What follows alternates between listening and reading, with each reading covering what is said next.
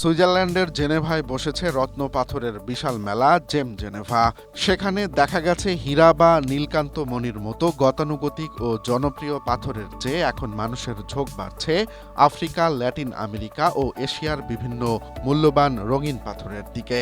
বিশেষ করে তসাভোরাইট, প্যারাইবার, টুরালাইম ও কোবাল্ট স্পিনেলের মতো দুর্লভ পাথরের চাহিদা এখন তুঙ্গে।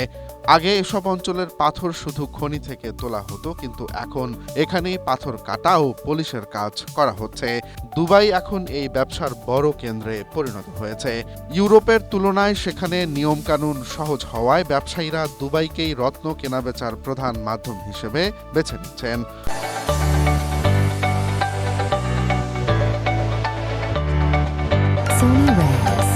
পরিবেশ রক্ষা ও সঠিক উৎস থেকে পাথর সংগ্রহের বিষয়টিও এখন গুরুত্ব পাচ্ছে। অর্থাৎ দামি পাথরের বাজার এখন পশ্চিমা দেশগুলোর হাত থেকে ধীরে ধীরে উন্নয়নশীল দেশগুলোর নিয়ন্ত্রণে চলে আসছে।